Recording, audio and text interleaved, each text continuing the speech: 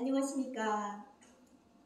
2022년 9월 21일 세계평화가정교회연합 대한예수교 장로회 함께 하시는 이곳에서 오늘 여호와 부모님 사랑 영생 구철회 박진회 중령 재영 자현 평화운용 통일가족 여호와 하나님 사랑 만유 보시기 심히 좋으신 지상천국 영생결혼 동력자 여호와 조선 한국 예수 그리스도 사랑 20대 대통령 영생당 총재 박진회 동안 여호와 부모님 예수 그리스도 사랑이 함께 하시는 영생구원 말씀을 선포하겠습니다.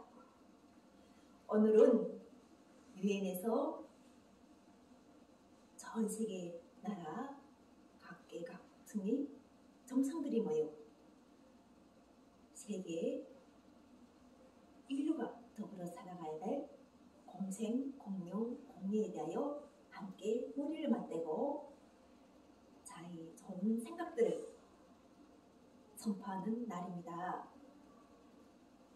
나는 대한민국에서 여호와 부모님 예수 그리스도 사랑이 함께 하시어 부자 청년에 대하여 말씀을 선포하도록 하셨습니다.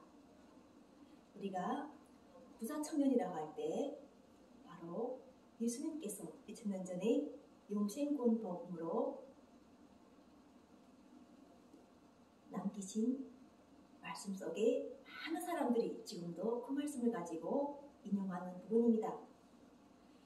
예수 그리스도께서 재강림하시어 왜 다시 부자 청년에 대한 이야기를 가지고 오늘 유엔 총회에서 하는 정상들에게 말씀을 선포하도록 하셨는지, 그리고 그 말씀이 얼마나 우리 모두에게, 이 시대를 살아가는 모두에게 구원이 메시지가 되고 또 실행하는 힘을 주시는 영생 구원이 최고의 복음인지를 알게 하시는지를 알 것입니다. 2000년 전에 부자 청년은 예수님께 선생님이여 내가 무엇을 해야 영생을 얻으리까 이렇게 물어봅니다. 그때 예수님께서는 그 청년에게 율법대로 다 행하도 네가 가진 모든 것을 이웃들에게 나눠주고 다시 나를 따르라고 말씀하셨어요. 부자 청년은 그 말씀을 듣고 예수님을 따르지 못하고 돌아갔습니다. 그런데 왜 이것이 지금 대한민국에서 부자 청년에 대해서 말씀하도록 하셨는지, 그것은 바로 대한민국은 자본으로 모든 것이 운영되는 나라이지만 그것도 유행을 가장 잘 타는 돈으로 발전된 경제상에 대해서 그 유행을 제일 먼저 쫓고 신식, 새로운 것에 대해서 민감하고 또 써보고 인해서 세상에 나가 선포하는 이런 힘을 가진 민족입니다. 그래서 자본주의 사회에서 예수님께서 재강림하셔서 네가 천국 영생 구원을 얻으려면 하나님보다 돈을 사랑할 수 없어서 돈을 넣으라고 하실 때 이것에 대해서 사람들이 쉽게 수긍하지 못할 것입니다. 왜냐하면 돈을 넣는 순간 신용불량자가 되고 또 돈을 넣는 순간 사회에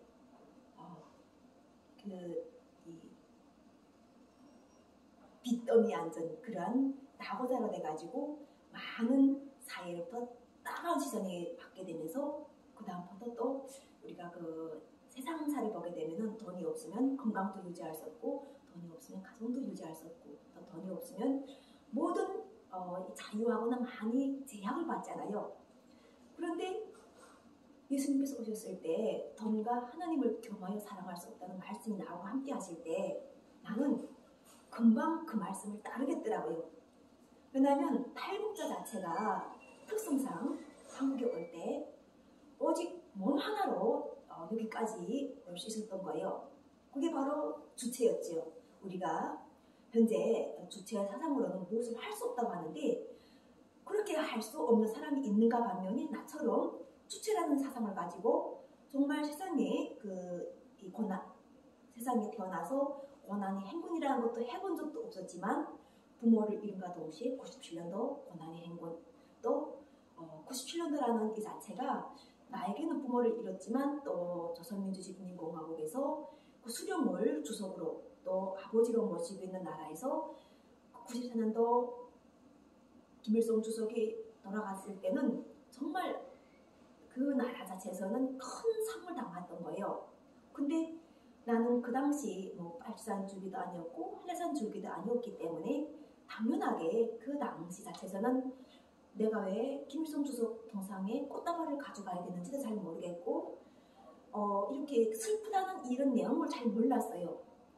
그만큼 이 사랑이라는 것은 준 사람에게 가장 밀접하게 오는데 나는 94년도 김일성 주석이 서거했을 때 아픔보다는 나의 울타리가 되고 나에게 보호막이 됐던 나를 낳았던 나의 부모님이 97년도 고난의 행군에 이 가난 속에서 병마로 인해 가지고 또 그 가난 속에서 또 누명을 써가지고 이렇게 서로 행벌되고 한쪽은 또 서거하는 이런 아픔이 있으면서 북한을 넘게 되었는데 그때가 24살이었어요.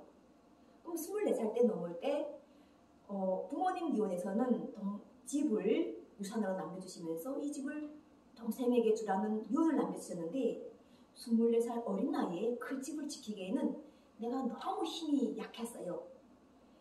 그래서 그 집을 내가 두고 빈몸에 떠나니까 너무 가벼운 거예요.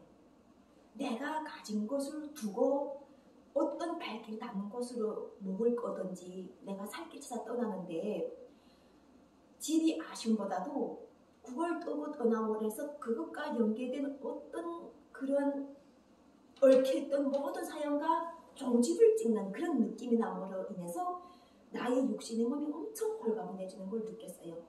그런데도 먹을 건 없으니까 나 근심은 되었죠. 그 당시는. 그래서 그때 당시는 몸을 유지하기 위해서 먹을 걸 찾아서 중국을 넘었는데 넘고 보니까 그때 당시 정말 북한하고 다른 새로운 세상이 펼쳐졌다는 거죠. 그것이 바로 내가 넘을 때 확연하게 그곳에 가면 북한에서 그 고난의 행군 때 이삭주의 하던 그 이삭주의는 그러한 어떤 환경이 있을까? 이런 생각을 막연하게 했는데 이삭 줍는 정도가 아니라 입밥을 개와 짐승에게 먹이는 그런 세상이 펼쳐진 거예요. 우리가 북한에서는 정말 떡 빠지게 노동해도 이 밥에 돼지고기, 비단 옷을 입고 살기가 힘들었는데 중국에 넘고 보는 순간에 팔자가 바뀐 거예요. 이 밥도 먹을 수 있고 옷도 입을 수 있고 그 다음 또 좋은 집을 쓰고 살 수 있고 그런데 한 가지 문제점이 바로 나를 쫓는 세력이 있었다는 거예요. 그 쫓는 세력 자체가 바로 나의 생명을 위협하고 내가 소중하게 생각하는 여자로서의 나의 몸이라든가 아니면은 내가 평생을 가져가야 될 이 나의 몸을 내가 나의 육체를 붙잡힘으로 인해서 고문을 당해가지고 그 고문이 오열해가지고 오랫동안 지속되게 되면은 우리가 고문을 해서 죽는 그런 역사적 경험이 많잖아요. 우리 대체로 항일 열사들이라든가 투사들이 또 문선명 총재님도 감옥에 가서 많이 이렇게 고문받았던 이야기를 하시잖아요. 그러니까 그런 이야기들 들어보면서 일단은 몸이 붙잡히게 되면은 몸이 그다음부터 주인은 내가 아니라 그 붙잡은 사람이 소유라는 걸 아는 순간부터 어떻게 하면 내가 이 밥이 돼지고기국을 먹으면서 비단 옷을 쓰고 살면서도 살 수 있으면서도 나의 안전, 그냥 거주의 안전을 내가 그냥 지킬 수 있는 그러한 곳을 찾았던 것이 바로 대한민국이었어요. 그래서 그 당시 내가 주체라는 그런 생각을 하면서 오직 내 몸을 보존하기 위해서 노력했던 10년 동안의 나의 삶이 결코 무의미하지 않았고 또한 그 나의 삶을 보존하기 위해서 그러면은 나의 몸을 보존하기 위해서 내가 그러면 이제 그 앞으로의 나의 삶을 대비한 나의 몸 이 몸을 내가 어떻게 가꾸어 갈 것인가 하는 이런 주제와 물음에 대해서도 내가 생각을 항상 하면서도 또 그것에 대해서 행해야 됐어요. 그것이 바로 원수를 사랑하라는 복음이었죠. 그 원수를 사랑하라는 이 복음을 결국 10년 동안 내가 붙잡으면서 이 원수라는 이 관점이 나의 마음속에 나에게 있다는 것을 내가 알았다는 것이 바로 가장 큰 나에게 승리였어요. 그 원수 관점을 자꾸 이웃과 다른 사람에게 돌리니까 어떻게 하면 그 내가 살아가는 동안 복수할 것만 생각하는 거예요. 어떻게 하면 내가 그 사람을 복수해가지고 그 사람 찾아가지고 그 사람 앞에 서가지고 내가 그 사람 앞에서 비교해가지고 잘된 모습을 상상하다 보니까 그 사람이 잘 되면 나는 그 사람은 더 잘 돼 있어야 되는 거예요. 그러니까 계속 이렇게 비교의식이 되게 있어가지고 그 사람이 상황을 계속 내 앞에다가 내 속에다 끌어요주니까 내 삶인 것이 아니라 그 사람하고 비교되는 삶을 살아가게 되더라고요. 그러므로 인해서 나는 어떤 모습이냐면 원수를 사랑하는 것이 아니라 원수에 대한 복수심에 의해서 내가 과연 이 복수를 마무리할 것인가 자체도 의문이었고 이 복수가 누구를 위한 복수인가 과연 내가 복수를 했을 때 그 다음에 나한테 남는 것이 무엇인가를 생각해 보게 됐어요. 원수 자체가 남보다 더 잘하는 것이었으면 남보다 더 잘 살고 그들 앞에 나타났을 때 그 다음에 내가 무엇을 할 것인가 정말 좋은 집에서 좋은 옷을 입고 좋은 삶을 살아가는 그 상황에서 그들 앞에 나타났을 때 그 다음에 나의 삶은 그럼 또 어떤 상황이 왔을까 했을 때 부모였어요. 그들은 내가 부모님도 잃고 돈을 벌겠다고 상황 속에서 중국에서 타양에서 고생하면서 돈을 벌었어요. 근데 그들은 남아가지고 부모들과 함께 또 아니면 그곳에 남겨진 소중한 사람들과 함께 결혼을 하고 살아가고 있었죠. 그런 사람들과 나의 삶을 속에서 대비하면서 부모를 내가 효자했나고 물어볼 때 그 말에서 자신이 없었어요.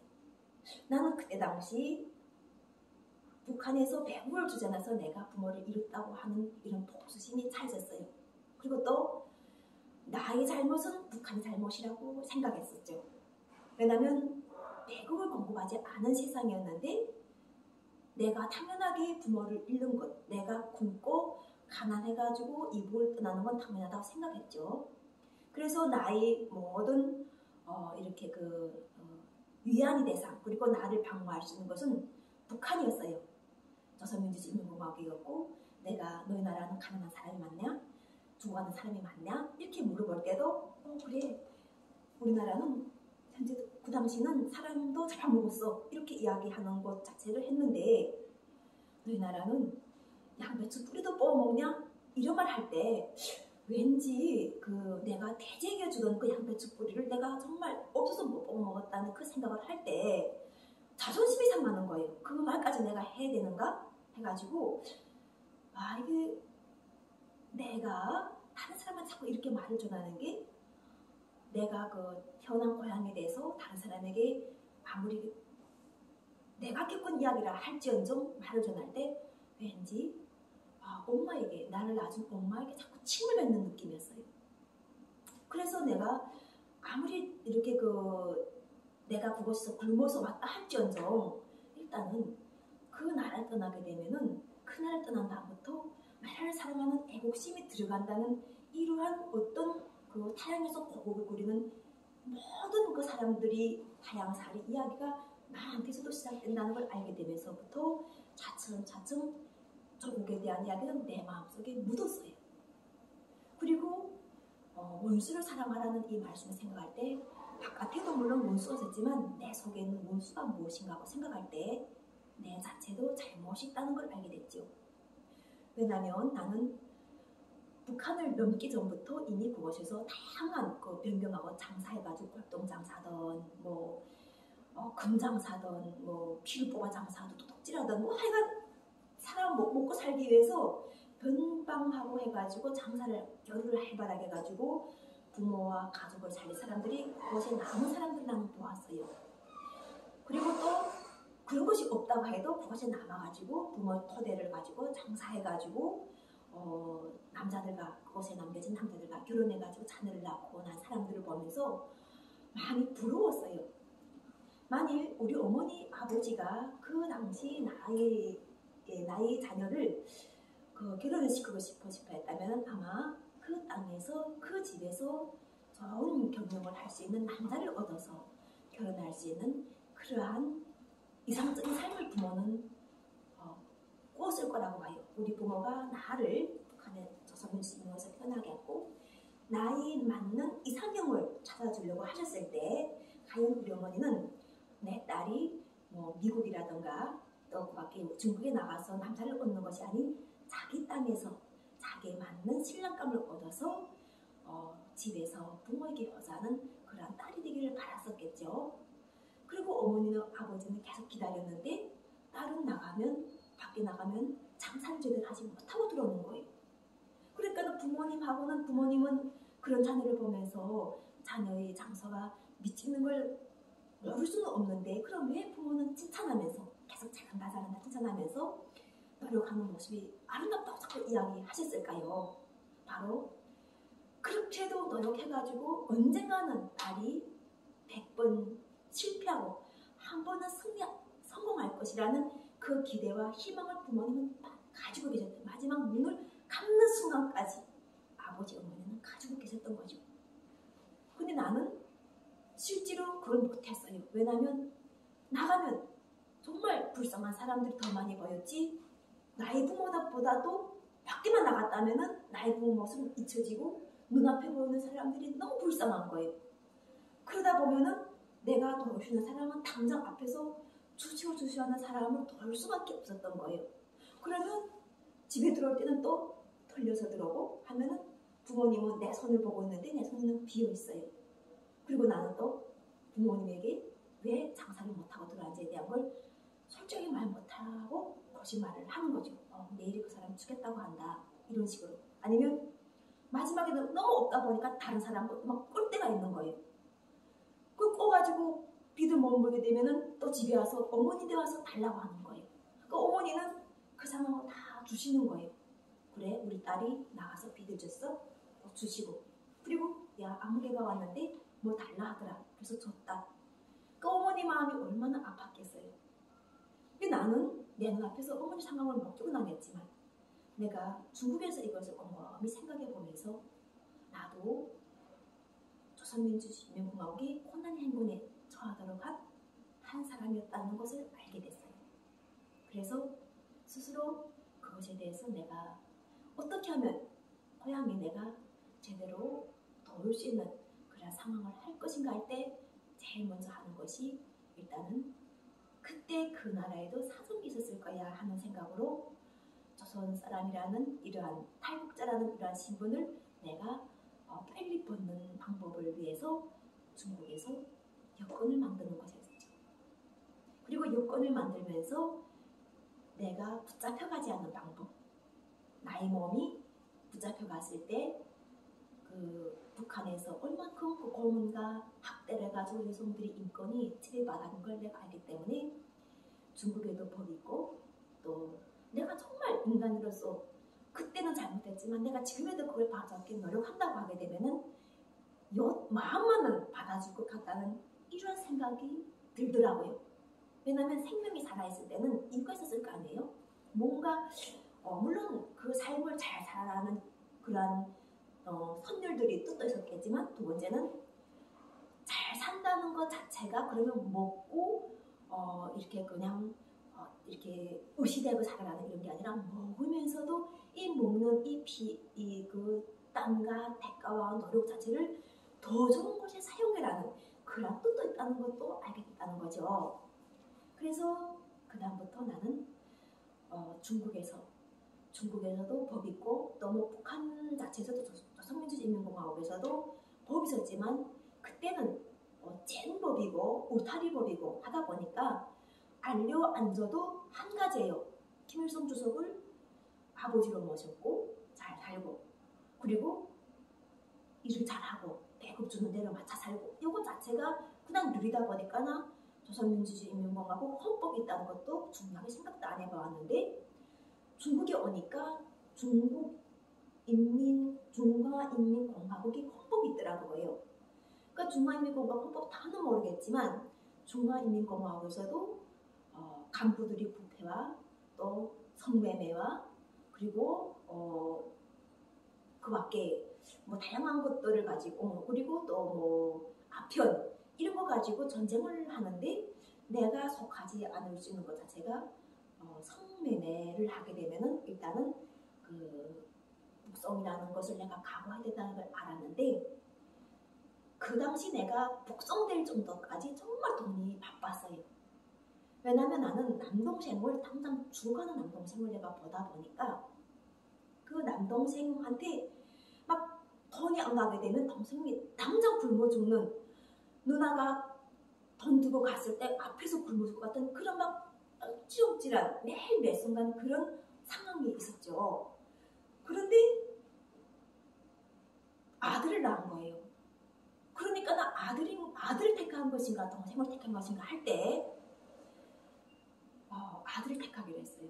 왜냐면 아들한테는 또 무슨 죄가 있어요. 그래서 동생을 생각할 때 동생은 일단은 동생의 운명에 맡겨놓기로 했어요. 왜냐면 나는 시집을 나서 이제는 시집이라는 몸이 내가 메웠고 북한이라는 곳에서 내가 떠나와서 결혼을 한 몸이었기 때문에 북한에서는 결혼하면은 시집을 가서 여자는 그 시댁에 충성해야 되거든요.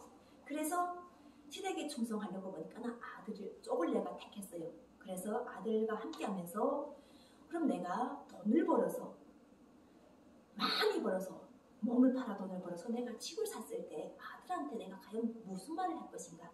아들아, 엄마가 나이트클럽 가서 돈을 벌어서 이렇게 내가 집을 만들었어.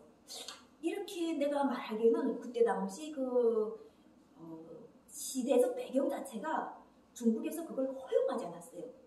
그리고 또 중국 사람들은 돈 벌러 나간다면 다 그러더라고. 내가 북한이 탈주민으로서 탈북자로서 돈 벌러 가겠다 할 때 첫째는 중국 사람도 돈을 벌지 못하는데 어떻게 나가냐. 두 번째는 다 나가면 그 몸을 팔고 산다는 거예요. 몸을 팔아서 돈을 번다고. 그래서 그 편견이 두 가지가 있는 것에서 내가 아니 나도 사람인데 건강한데 중국어는 배우면 될 것이고 나가면 일을 할 것 같은 거예요.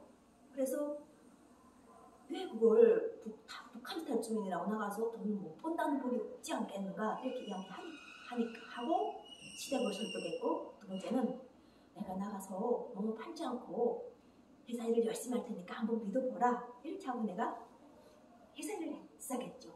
그러니까 그것 자체를 내가 하면서 아들과 함께 해야 될 필요를 느꼈다는 거예요.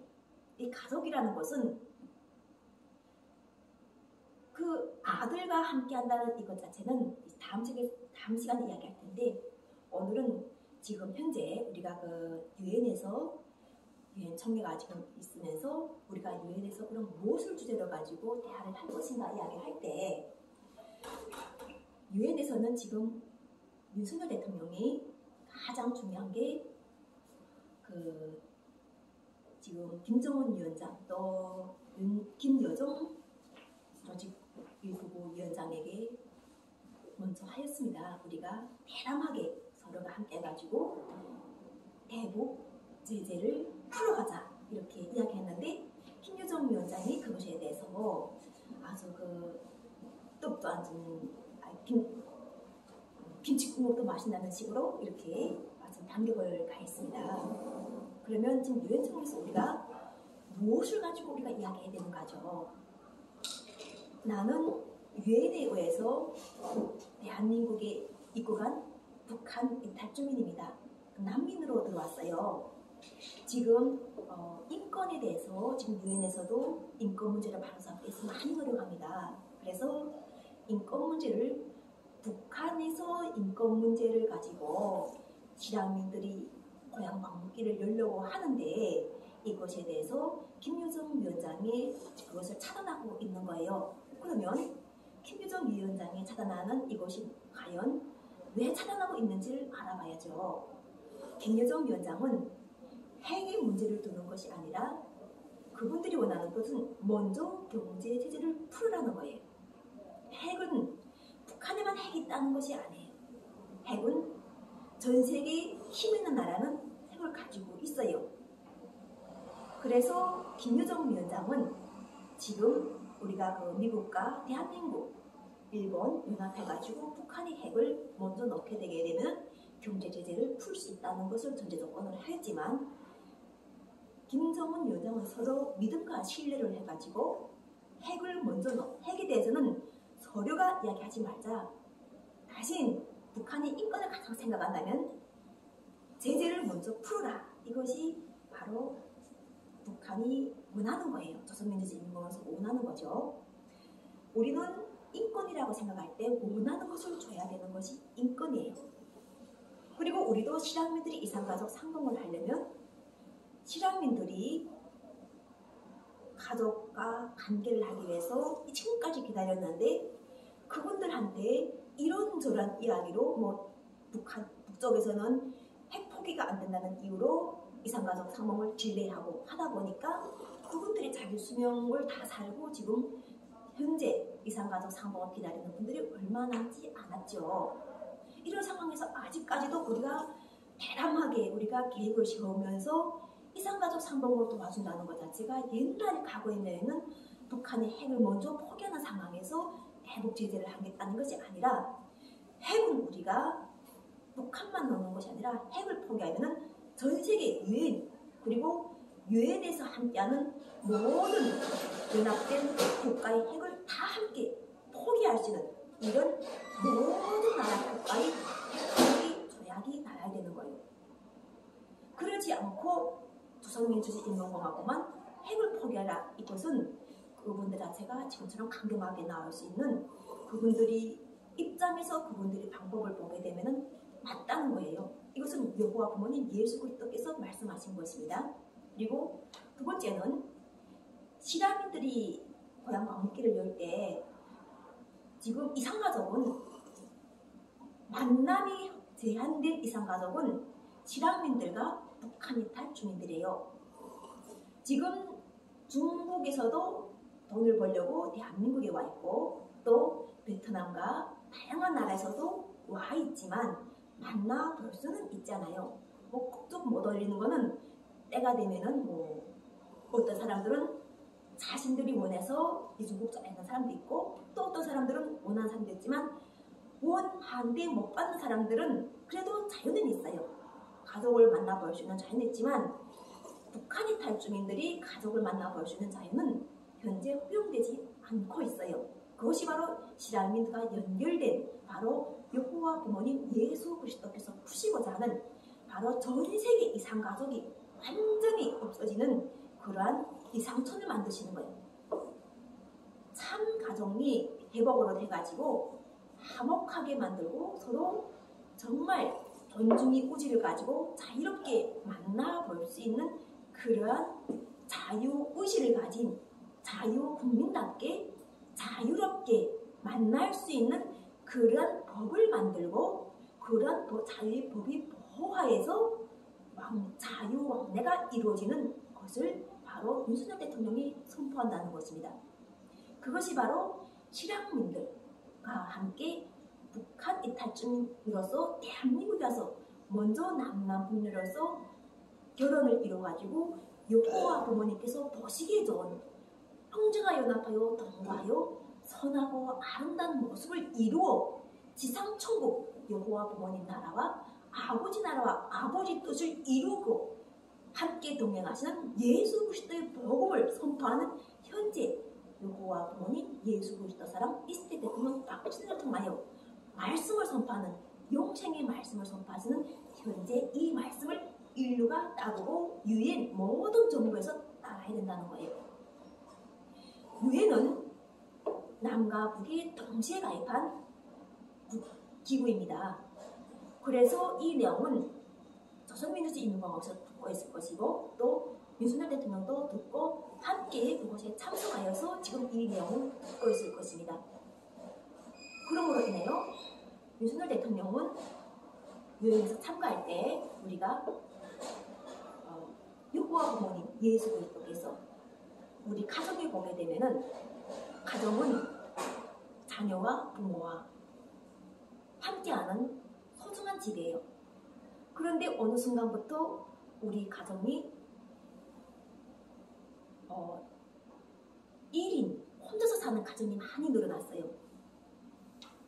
이 가정도 늘어났고 또 집에서 자녀 대신 강아지를 키우는 사람도 많이 늘어났어요. 짐승을 키우는 사람들.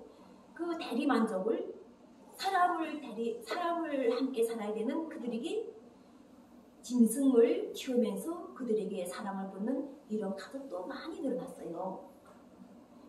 그리고 현재 여호와 부모님 예수 그리스도께서 우리에게 자녀를 주셔가지고 하나님 말씀이 대대손손 울려 퍼지도록 하나님께서는 감사함의 제사를 기뻐서 받으신다고 하셨던 이 말씀과는 상반되게 가족에서는 자녀와 부모가 원수가 되어 있는 이러한 상황들이 많은 가족들을 볼 수가 있어요. 그것이 바로 다양한 죄에 갇혀서 감옥에 가거나 또 정신 환자가 되거나 가난하거나 또 그 밖에 우리 사회에서 정치적으로 하거나 경제적으로 매장해 놓고 또 종교적 이유로 해가지고 따돌려주고 끼리끼리 놀도록 하는 그것은 다 우리가 한때 온전하게 이루지 못했을 때 하는 행동이라고 성경의 말씀에서는 말씀하세요. 왜 이런 날을 태어나게 한 자녀에게는 화가 있다고 말씀하셨어요. 어떤 세상에 태어나든 감사함으로 살아가는 세상을 우리가 하나님의 성전으로 또 우리 마음속에 성전을 모신 사람들이 바로 말씀을 받아서 모든 사람들이 감사해야 되는데 우리 일부만 감사하고 한쪽에서는 또 그 감사가 흘러나올 수 없는 상황에 있는 사람도 목격하는데 그러면 우리가 이런 분들 대해서 말씀을 주시해서 지금 현재 예수 그리스도께서 요한계시록에서 나에게 물이 없다는 나에게 물을 주고 옷이 없다는 나에게 옷을 주는 이런 사람에게는 복이 있다고 하신 말씀이 있어요. 그리고 다음번 말씀은 이 이야기를 끊고 다시 2부에서 시작하겠습니다.